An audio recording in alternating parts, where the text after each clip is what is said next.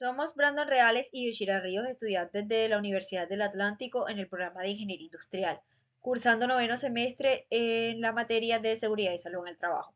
Presentaremos un escenario de riesgo enfocado en la aplicación de un sistema de control para un riesgo del tipo eléctrico. Primero que todo, tenemos que hablar sobre el riesgo eléctrico. Se refiere a la posibilidad del contacto del cuerpo humano con la corriente eléctrica que puede resultar en un peligro para la integridad de la persona.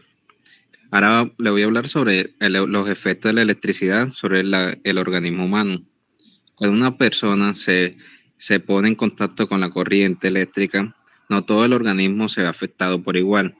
Hay una parte del cuerpo que resulta más dañada que otras, y estas son la piel, el sistema muscular, el corazón y el sistema nervioso. La piel es la parte del cuerpo humano que tiene mayor afectación con el paso de la corriente eléctrica y es la principal lesión en los músculos. Cuando un impulso eléctrico extremo llega al músculo, este se contrae y los impulsos son continuos. Produce contracciones sucesivas que se denomina tetanización, de forma que la persona es incapaz de físicamente soltarse el elemento conductor por sus propios medios. Existen factores que condicionan el daño por contacto eléctrico, como la naturaleza de la corriente, la intensidad. Es una medida, la intensidad es una medida que la cantidad de corriente que pasa a través de un conductor suele ser el factor determinante de la gravedad de las lesiones, de tal forma que a mayor intensidad, peores consecuencias. Lo que mata es la intensidad y no es el voltaje. Cuando tocamos un elemento activo de las instalaciones eléctricas, un elemento puesto accidentalmente en tensión, se establece una diferencia de potencial entre la parte de nuestro cuerpo que haya tocado y la parte del cuerpo puesto en tierra, que normalmente en estos casos son las manos y los pies. Es lo que llamamos tensión de contacto. Esta diferencia de potencial hace que circule una corriente por nuestro cuerpo que, dependiendo de la resistencia, esta se puede producir diferentes efectos.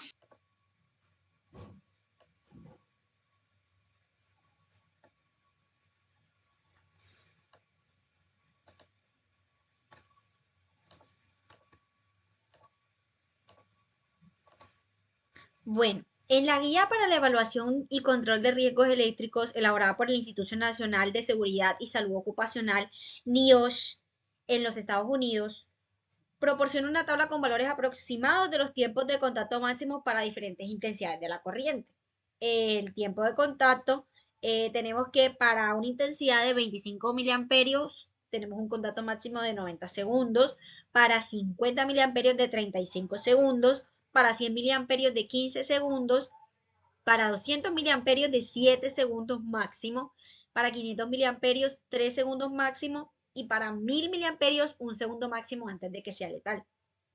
Factores también como la resistencia corporal, el cuerpo humano promedio no cuenta con mucha resistencia corporal, la tensión, que es también el recorrido de la corriente, por eso se tiene la regla de una sola mano. Como comentaban anteriormente, se hace un cierre de circuito cuando la persona entra en contacto con la tensión eléctrica y se puesta a tierra con la otra parte del cuerpo que no está en contacto con ella, mano, pie, además de ciertos factores personales. Pero lo que debe ser de máximo conocimiento para un caso de primeros auxilios es conocer el tiempo de contacto. Este es, junto con la intensidad, el factor más importante que condiciona la gravedad de las lesiones. Tienen que tener en cuenta que en baja tensión el tiempo de contacto se puede alargar debido a la tetanización que se produce a partir de 10 miliamperios. Entonces, si hay alguna actividad laboral en la que la formación en los primeros auxilios sea realmente vital, es en aquellos trabajos que producen, transportan o manejan electricidad. En 4 o 5 minutos pueden producirse daños irrecuperables, pueden producirse daños letales, pueden producirse daños en el cerebro que no se puedan remover, que no se puedan arreglar con atenciones médicas pospuestas. Por lo que una actuación a tiempo puede salvar una vida. Bueno, ahora le voy a hablar sobre la descripción del accidente. El 24 de marzo de 2020, a las 2 p.m., una bodega del Parque Comercial e Industrial Vía 40 en Barranquilla con el fin de instalar una estación de temperatura y esterilización de manos por la norma de bioseguridad frente a la pandemia del COVID-19, se encontraba un trabajador, cabe aclarar, sin compañía, luego tomar las medidas para ubicar el aparato. Al no tener supervisión, el trabajador optó por descartar ciertos elementos de protección personal y usar herramientas inadecuadas para esa labor, como lo son un cincel y un martillo sin aislante. Sin conocer la estructura completa de la bodega, más que de simple vista, este inicia la tarea de romper la pared.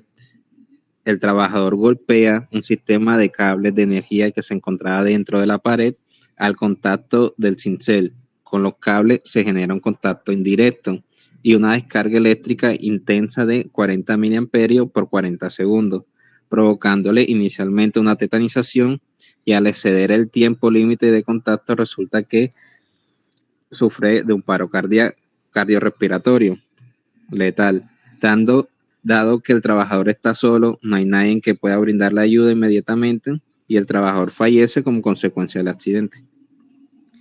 Bueno, teniendo en cuenta esta descripción del accidente, tenemos ciertas medidas inicialmente de seguridad básica que se deben tener en cuenta para todo tipo de trabajos, enfocándonos también en lo que son trabajos que consultan y consienten el riesgo eléctrico. Estas medidas de seguridad básicas son inicialmente realizar un estudio previo de la estructura cableada del lugar antes de iniciar cualquier trabajo civil.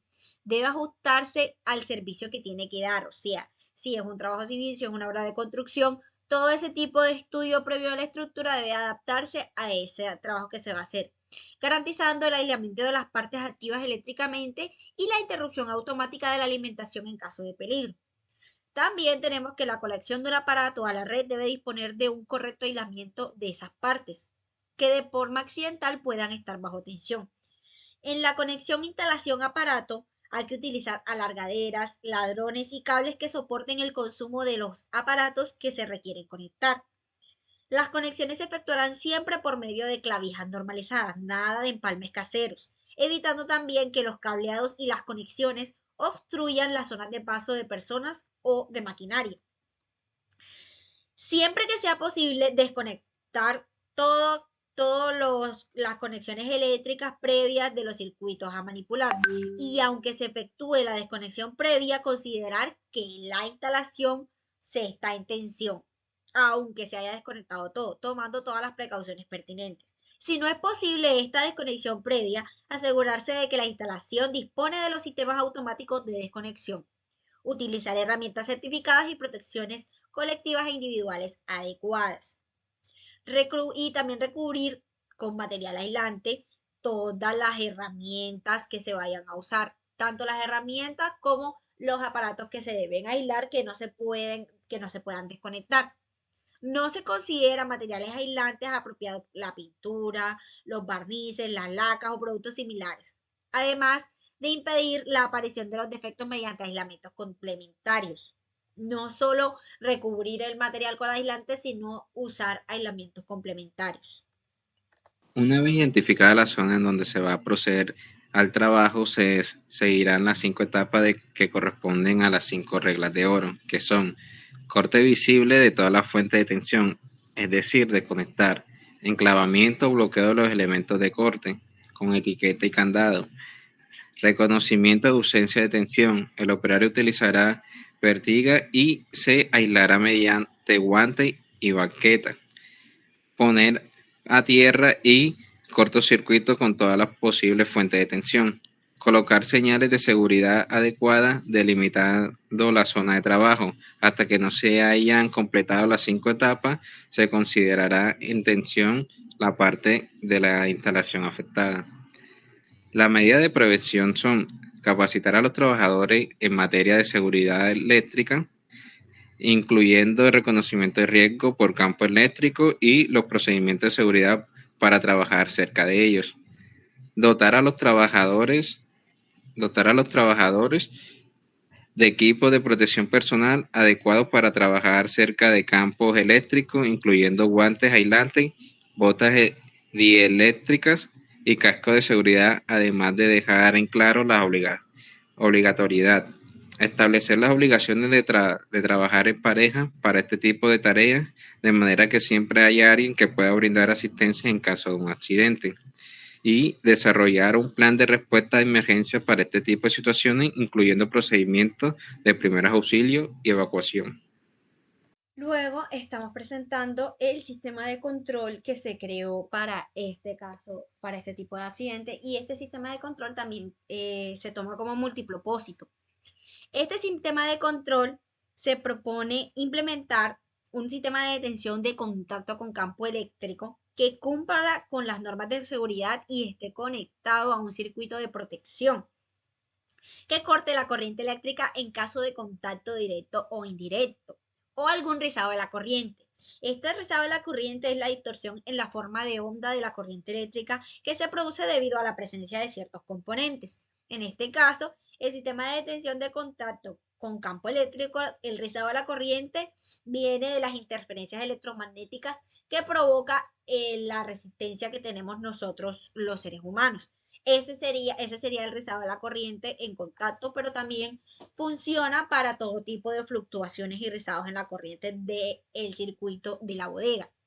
Entonces, este sistema se basa en el concepto de filtro paso bajo, dado que nosotros no tenemos mucha corriente eléctrica, entonces sería una corriente de baja banda, pero también puede implementarse con el concepto de filtro pasabanda para identificar la presencia de campos eléctricos peligrosos. Este tipo de filtro permite seleccionar un rango específico de frecuencias y de corrientes de la señal eléctrica, eliminando los componentes de baja y alta frecuencia para evitar sobrecargas y para evitar la unión de la corriente eléctrica de una persona al circuito general de la bodega. Y estos no son relevantes para esa detección, para la detección del filtro. Entonces ellos lo que hacen es eliminar las fluctuaciones que provocan la conexión de una corriente eléctrica baja o muy alta para el circuito completo de la bodega. Este sistema funciona con un sensor de campo eléctrico que va a hacer la función del filtro. Este sensor convierte la señal del campo eléctrico en una señal eléctrica que proporciona la intensidad del campo. El filtro principal que se pasa a través de la señal que recibe el sensor y selecciona el rango que debe estar. Si este filtro detecta que hay una frecuencia baja o una frecuencia alta, la rechaza la fluctuación y elimina estas frecuencias y esta corriente.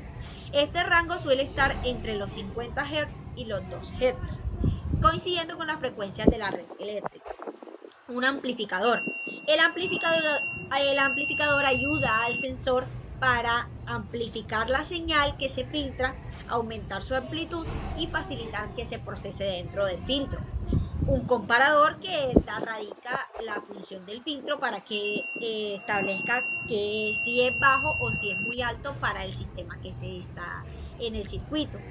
Y una alarma que indica la presencia de un campo eléctrico peligroso o la conexión de una persona con corriente eléctrica baja, que somos toda la mayoría de seres humanos, es decir, identifica que alguien se conectó a la corriente provocando un accidente y alerta a los trabajadores de la bodega para que tomen las medidas de seguridad correspondientes y las medidas de primeros auxilios. Todo este sistema de control, todas estas normas de seguridad, todas estas normas de prevención se acogen a la normatividad que cobija este caso del escenario en específico, como lo es la resolución 2400 del 79, que es la disposición sobre vivienda, higiene y seguridad industrial en establecimientos de trabajo. Tenemos también la norma Incotec, que es el RIDIE del 2050, que es el Código Eléctrico Colombiano. También tenemos la resolución 2413, que es el del 79, que es el Reglamento de Higiene y Seguridad para la Industria de la Construcción. Y tenemos la resolución 1348 del 2009, que adopta el Reglamento de Salud Ocupacional en los procesos de generación, transmisión y distribución eléctrica de la energía eléctrica en general en las empresas del sector eléctrico.